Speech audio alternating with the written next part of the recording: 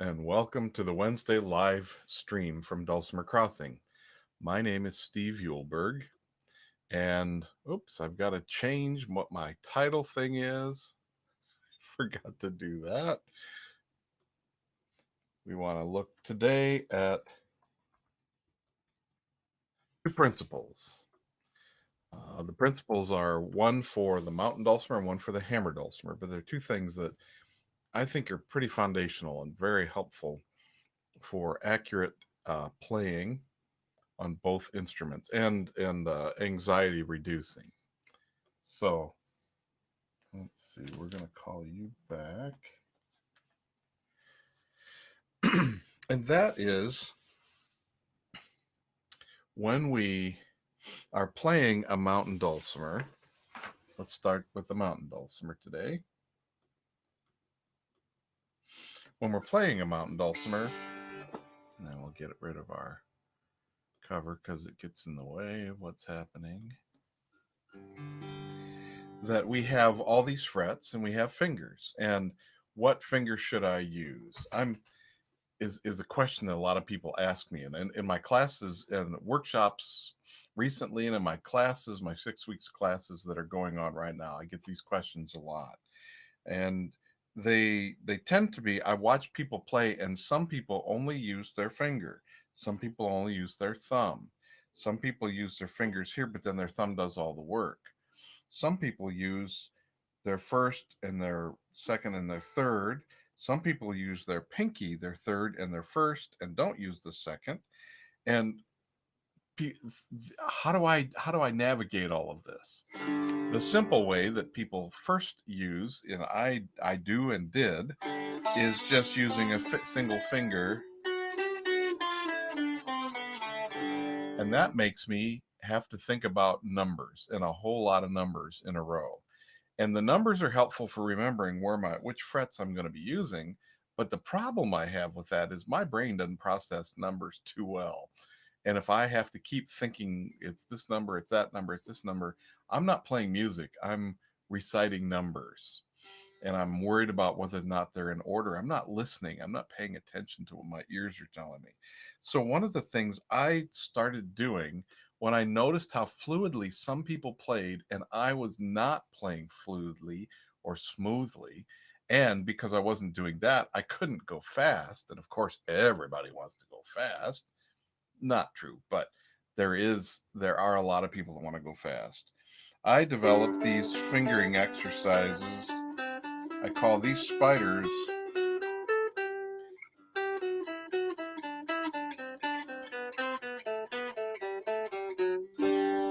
And when I'm doing these, this instrument's tuned D, but I'm doing these on the middle string. And I'm doing them on the middle string for a couple of reasons. One is I have the notes below Do, so that when I can go below Do and keep my process going. I can also practice doing this.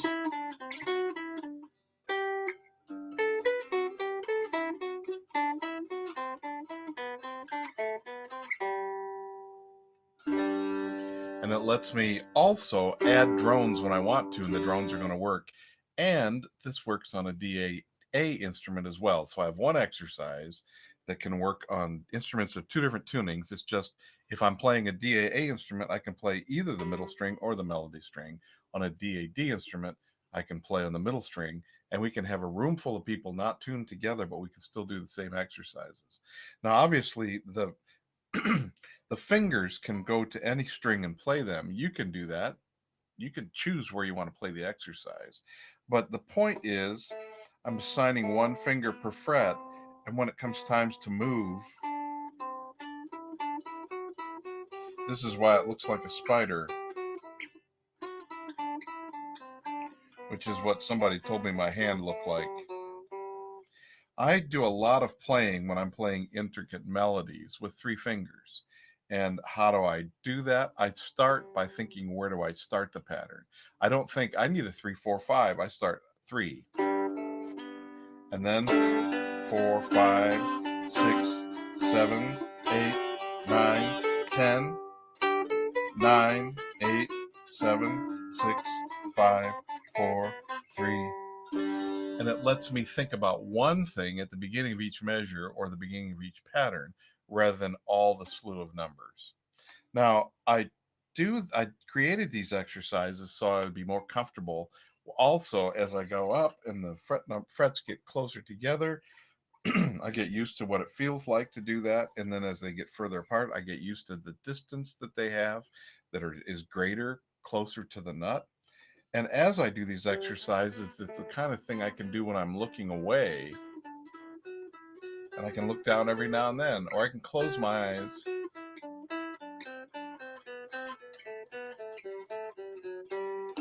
So the principle I'm talking about here is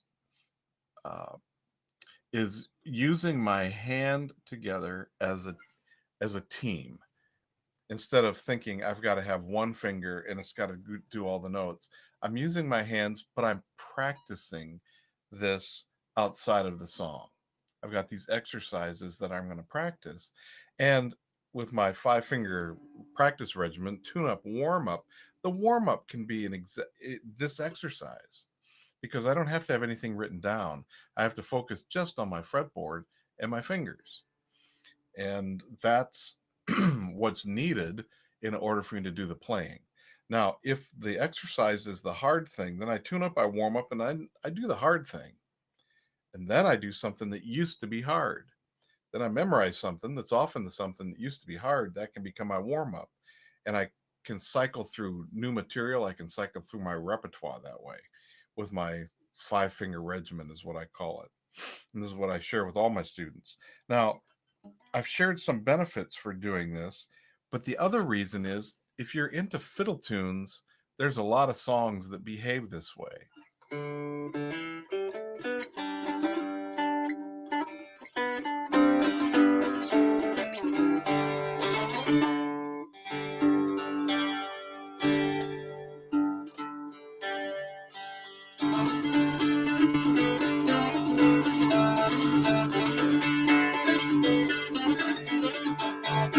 So in Whiskey Before Breakfast, now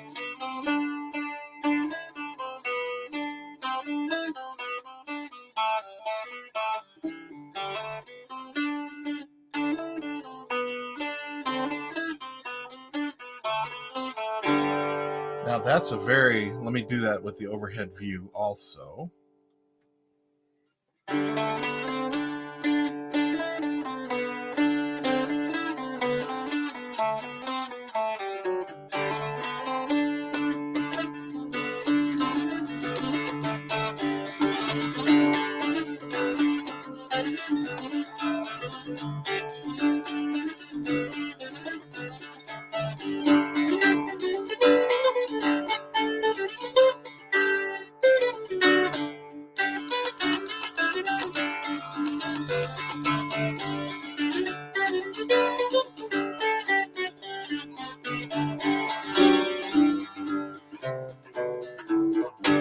I did a little variation there on the second half of the B part there.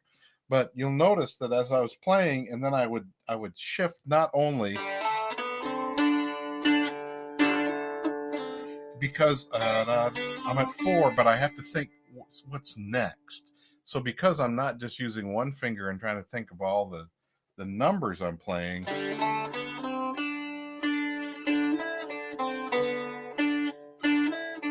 I know I'm going to have to go up. Then I want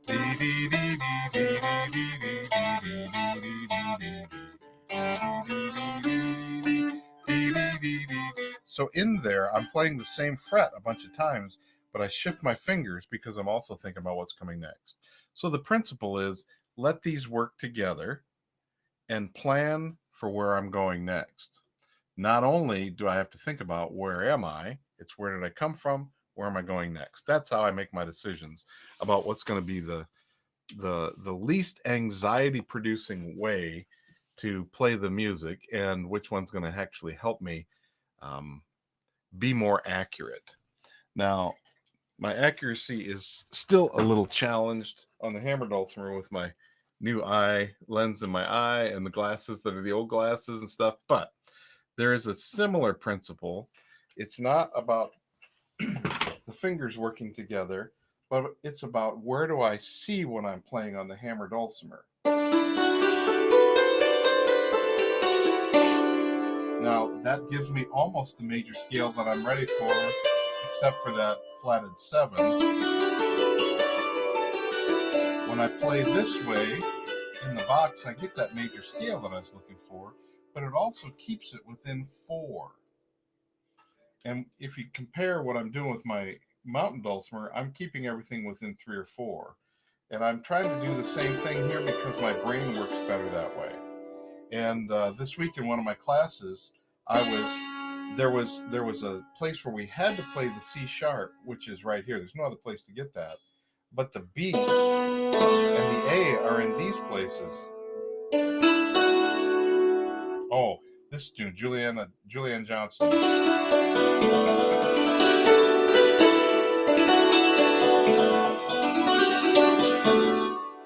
One of the students explained, I never thought about using these. And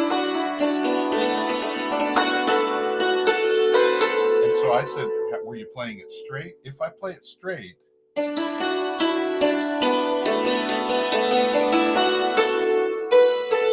I have a 10th or a 9th 9 steps I've got to worry about. If I play it, I've got 4. It's very horizontal. And this helps because I notice my heart beats faster if I'm getting ready to go up more than 4, more than 5. Now, I still have exercises that'll help me do that.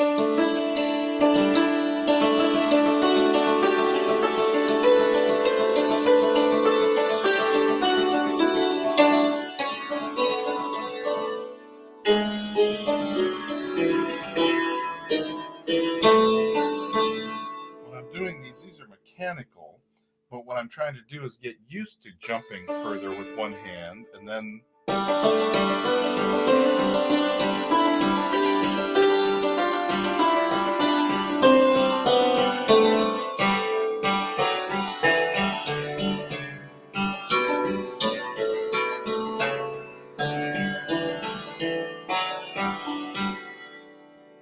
because I want to be able to have one hand stay home and the other one accurately move distances. And so these are the exercises I'm doing to try to stretch that and make me more accurate as I do that.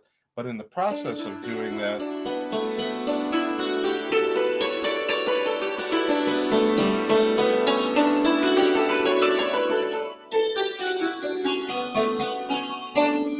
I find that if I play between 4, if I need the C sharp, I have it right there next to that. So I have 4 on this side, 5 here, and 2 over here. But if I play horizontally as much as possible, it's going to do me better. Unless except in those situations where I just physically have to go in a new location.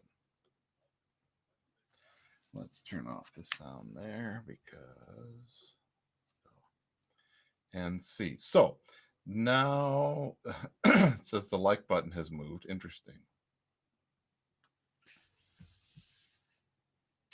Okay. Good morning, Doug. And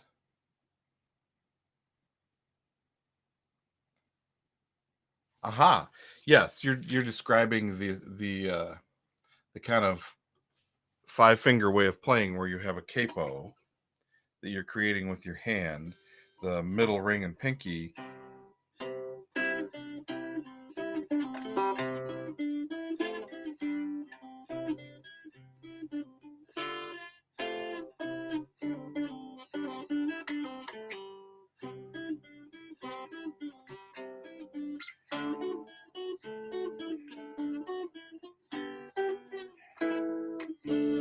And that lets you cover and have a movable capo, which is really great for chord melody playing. I heartily agree with you there.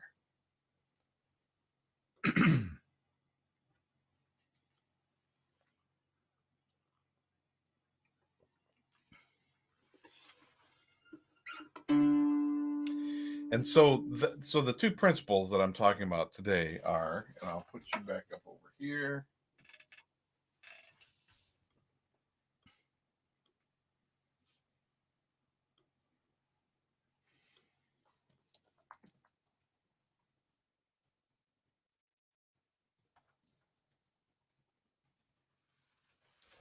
No, it's not two orthopedic principles.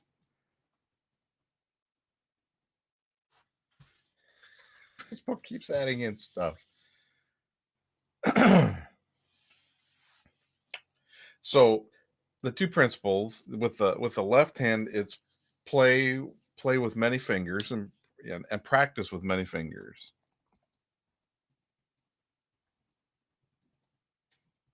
And you can configure your team like Doug is talking about, where you're using it to play a lot of chord melody. When there's a lot of intricate melodic things that happen to have to move separately, then I don't use my thumb as much when I'm doing the fingering like this. When I'm playing chord melody, I'm using my thumb all the time. So the two principles are play as a team. Then you're gonna have to figure out which team you want on the field. If it's football, you have the punt return team, you have the kickoff team, you have the and you make your substitutions, you have the running and you have the passing game. And if you're a defense, you got, this is the punt block, and this is you have these um different ways to do things because for your best results. And so play as a team and then figure out which team you're going to need for what's happening. On the hammer dulcimer, it's playing as horizontally as possible, so looking for all those options that are available. Because of it's laid out, like Jim says, Mixolydian is there vertically, but some of those notes are on either side. You don't need to play it all vertically. You have to be there for the one note, but there's other places to get some of the other notes. So think about what's going to be efficient, not just for I know where these are, but can I learn another way? So a lot of things I like to do with beginners is show, and this is something that beginners may not appreciate as much, but to show that there's almost always more than one way to play something on a hammer dulcimer. On the mountain dulcimer, there's a lot of that. In fact, I had a brand new student this week who was saying, I like going, horizontally across the fretboard more than vertically up and down. I said, a lot of people don't figure that out for quite a while. And even though the music's not written that way, you read music, go ahead, you find that way to play that horizontally. That's perfect. Doug, you like collecting the finger exercises. Good. And when you're using them, because, collecting is a good thing, but when you're using them, do you find that there are some that you kind of never get to and some that you gravitate toward?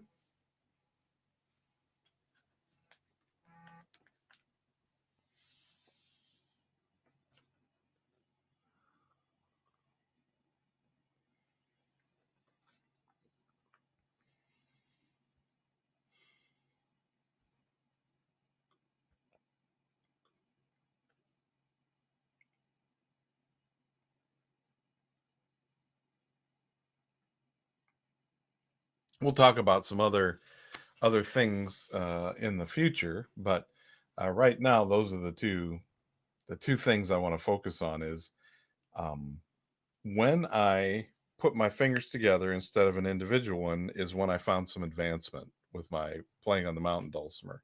And on the hammer dulcimer, when I stopped thinking about this is the only place I know where to get these notes, but start getting a mental map and of where other options are, it helps me.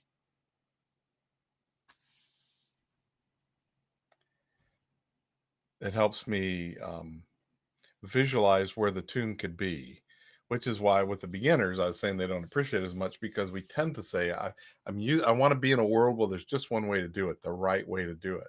And on the hammer dulcimer, for example, there's more than one right way. And if you're a right hand lead, if you're a left hand lead player, if you're depending on what you want to do next, you can learn one way and have it set in stone. But let me demonstrate actually one of the tunes. So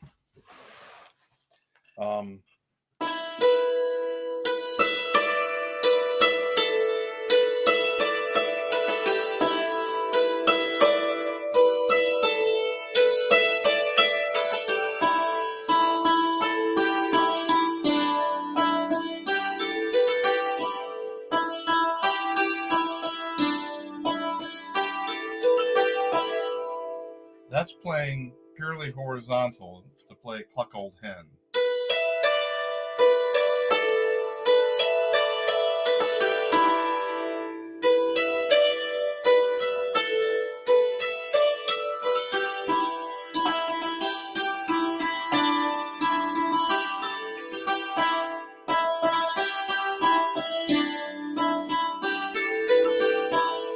That's playing it more kind of like an L shape. Now I could also play straight up and down.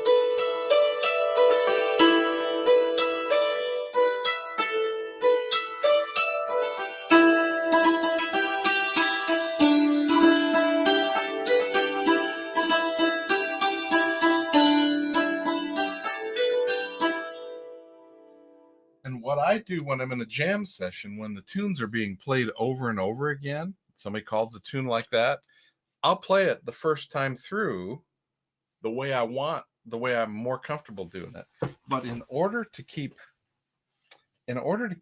my interest up as the whole thing progresses, I'm going to play it in the other two ways. Then I'm going to go play it in another octave and try how many different ways I can play it that way. Then I might play in a different octave if it's the kind of tune that allows me to do that.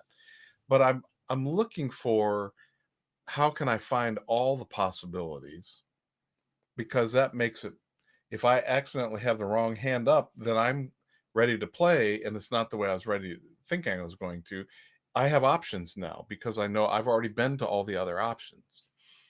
And so seeing how flexible it is and how many different ways to do things is at once a blessing and a curse. If you're somebody who really wants, I want a single track, you better find one and stick with it for a while. But then if you want to do any advancing, you better find another way.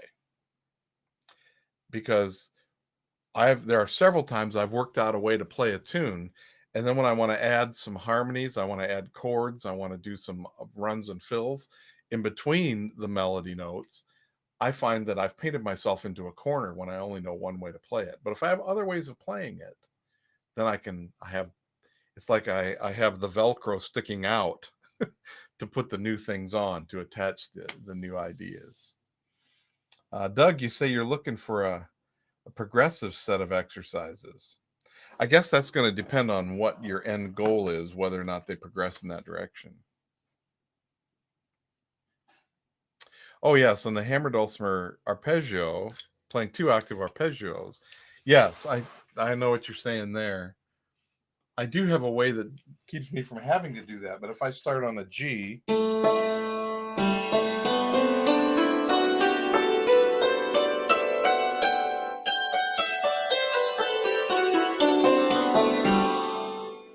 because I'm alternating,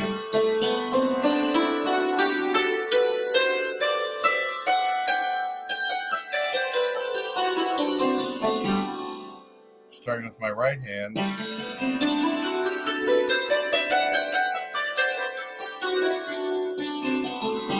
I'm making my cross in different times, starting with my left hand, crossing with my left.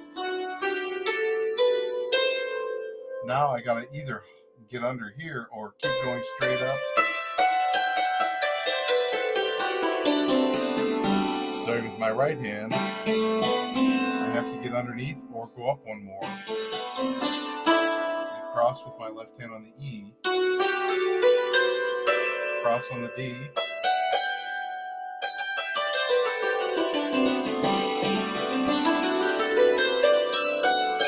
Or I can keep on going, cross for the F sharp. I have so many options. And in playing different tunes, knowing that those options are there helps me fix a lot of sticky places. I get some places in my tunes where there's just something stuck, and that helps me with that.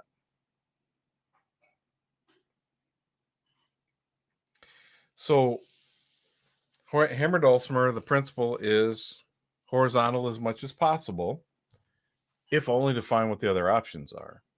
But it also helps me with my accuracy. That doesn't mean that's all we have. It's just the initial principle.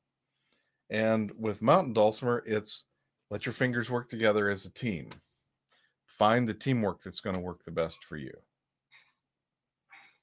And that's what I have for us today in terms of a theme or a topic. Now, this weekend is the Berkeley Dulcimer Gathering, and I want to grab the concert. This year we have 2 nights of concerts, and here is the link for the faculty concerts. Tickets are on sale up until it's time. Here we go. Tickets are on sale up until the concert time. We have one Friday night, and that's going to feature Deborah Morris and myself and Heidi Muller and Dusty Thorburn. And then on Saturday, I think Aubrey Atwater's up first. She's our Mountain Dulcimer headliner.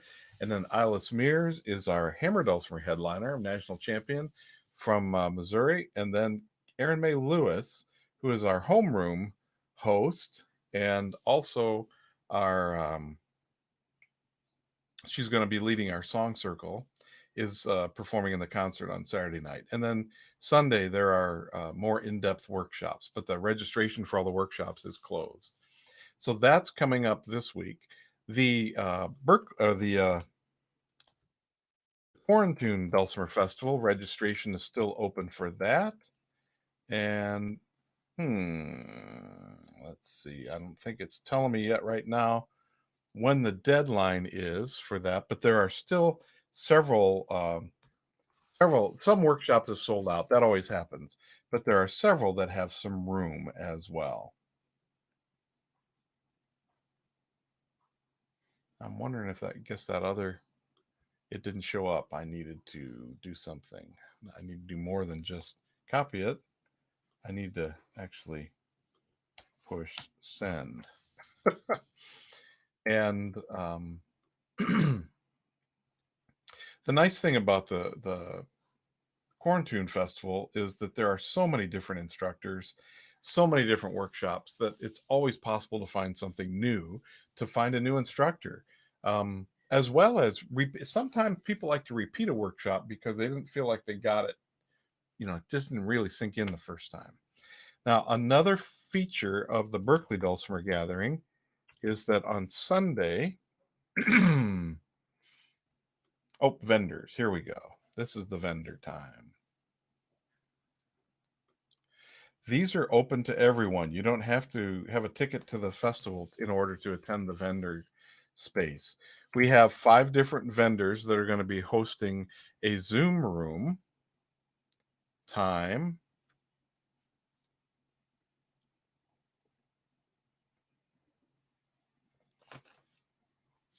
And it looks like I have to do some fixing there because that phone number isn't anywhere close to what my phone number is, and it's the old address.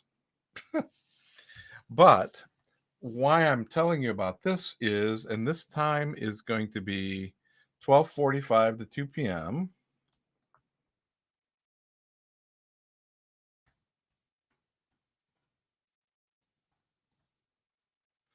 I guess I need to be shouting at you. This is when I'm going to be giving the first hard hat tour of the new Berkeley Dulcimer, this is when I'm going to give the first hard hat tour to the new Dulcimer Crossing site. We've been working hard, and we're hoping to be able to launch this in actually. Well, I forgot about sharing my screen. Let me share my screen. I want to share Chrome tab.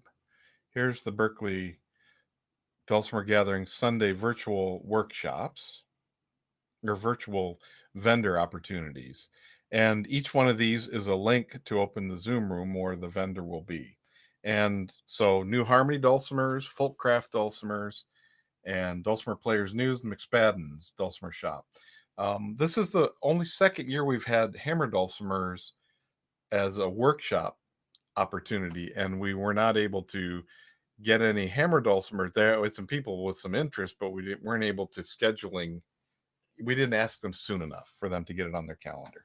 So we're going to have to do better with that next year. So that's that. And then let me, as I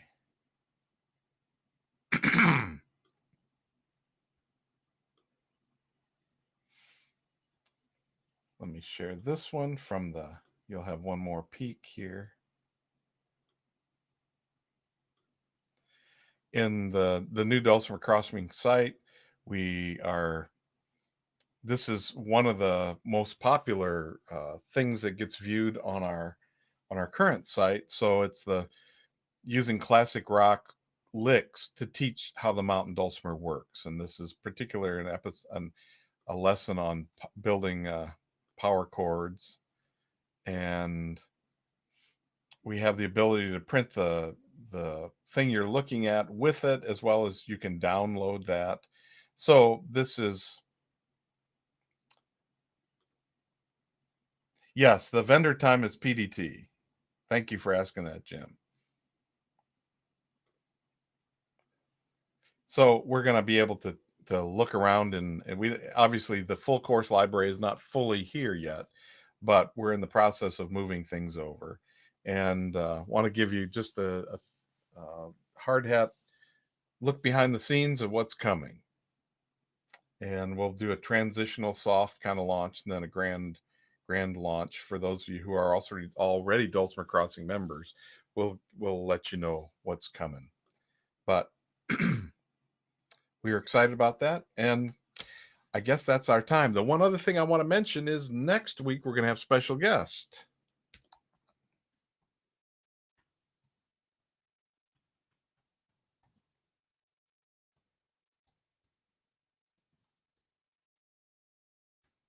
And I don't know yet what she's going to be talking about because we haven't decided that. I'll be having my other cataract surgery next Wednesday morning at the time that we're meeting now. And so I'm excited that Erin is going to be with us and be able to share with us. All righty. Well, I'm going to say goodbye for now, and I wish you a great weekend. I'll see some of you this weekend, I know. And if I don't get to see you this weekend, well, then I'll see you next week.